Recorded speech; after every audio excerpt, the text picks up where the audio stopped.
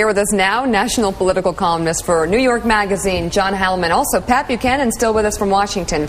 Love your article, The Walmart Frontier. You talk about Sarah Palin. I'm just going to read a little bit here. Coming across as one of those moms has been the genius of Palin's performance in her 2 weeks on the national stage. The biography, the family, the plain-spokenness, the spunkiness, the overarching Mary Tyler Moore-ness.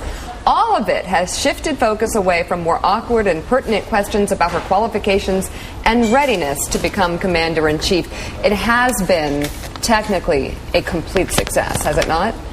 Well, I think, it's interesting. You guys were just talking about how fast things move, and obviously things have moved a lot, even in the week. I mean, I wrote this piece last Friday or Thursday, and even now, the national polls and some of these polls that we've seen over the last few days sort of suggest that a little bit of the air is coming out of the Palin bubble. I think she still has been, to the extent that McCain had a strategic objective, which was to tie down the base and solidify the base and solidify a bunch of states that he was going to have to spend time in.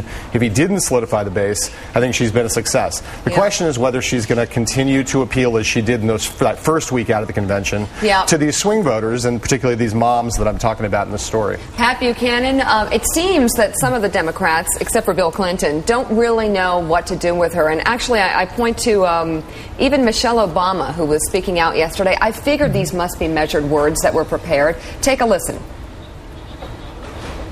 We may decide to do something that is different from Barack Obama, but we should decide that based on our self-interest and what we think is best. And the only way that will happen is that if people are paying attention and neighbors are talking to neighbors and family members are talking to family members, people shouldn't make a decision this time based on, I like that guy. Or, she's cute. This isn't... All right, Pat Buchanan, again, we were talking about this earlier. Would you agree that at this point it's probably better just to ignore her? Exactly. That kind of mockery, I think, has really backfired on the Democratic Party for 3 weeks. I do agree with John that it's not that the air is going out of the balloon here. I think that the great surge, the Palin surge, is over. But it did put John McCain into this race. I think if he hadn't picked her, it'd be hard to see how he would win this thing. But I'll tell you, I saw her on another channel last night. I was watching one of her second interview, and she does come across as a very authentic girl, young woman, I should say. And what's happening, and I think people are a little tired. I mean, everybody talks about experience. What has all this experience done for us in the markets? What has it done for us in foreign policy? We're in these wars. We got a disaster in the market. Maybe we do need somebody that doesn't have all that kind of Washington experience. Okay. Possibly. Pat and John, I mean, there is an authenticity to Sarah. I think you've found it. I think everybody has found it.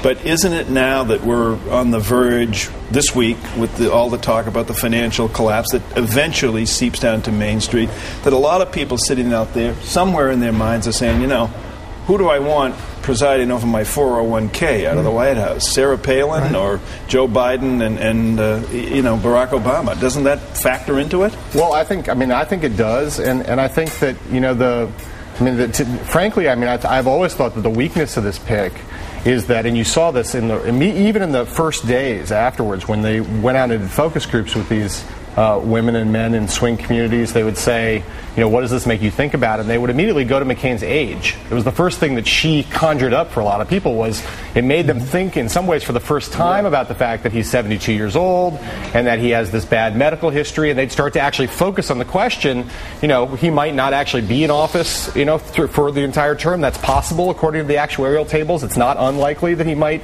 not make it through. And then the question is this woman really qualified to be commander-in-chief? And I think that focuses the mind. It concentrates the mind just as this week has. But again, the problem with that is it also focuses the mind on the guy on the top of the other ticket. I agree, and I think that's why it was clever on the McCain campaign's part. I think a lot of people thought they would have to give up the experience argument by putting her on the ticket, and clearly, as you suggest, Joe, they haven't given it up at all. In fact, what they say is, well, what would you rather have, a less qualified vice president or a less qualified president? I was just saying, Pat, go ahead. To your point, I think there's no question once we moved to the economic issue as we did, and Barack Obama moved very smoothly to it and expeditiously, it benefits the Democratic Party. But at the same time, if you see a swirling financial crisis in Congress and the White House, no one knows what to do about it, you don't automatically say what we need in there is a community organizer. So I don't think that helps Barack Obama. That hurts Barack Obama. At the same time, the crisis helps the Democratic Party. Yeah, I think, John, economics helps. The bad economic news helps the Democrats. Bad foreign policy news helps the Republicans. And right now, this is not an election about Iraq. It's not even close to being an election about Iraq. It's a pocketbook. Sure, and look, I think McCain has been pretty awful this week. I mean, if you think about it's been a rough week. I mean, starting with the fundamentals of our economy are sound, and moving through what Obama is hammering him on, which is that one day he's against the bailout, the next day he's for the bailout. For a whole career, he's been against regulation. Now he's for regulation. I mean, he's running into the flip-flop problem on some of this economic stuff, and Obama is, I think, actually had the best 3 or 4 days that he's had in months. By being aggressive and being on the attack against what seems to be a faltering McCain on these issues. I agree with you. It's the best 3 or 4 day stretch he's had since Steve Schmidt took over the McCain campaign and started running those celebrity ads. I think that's true. Very interesting, and we're seeing it in the polls. John Heilman. The great John Heilman. He is one half of the 21st century's Evans and Novak. If only I could get a passport. Exactly. I know.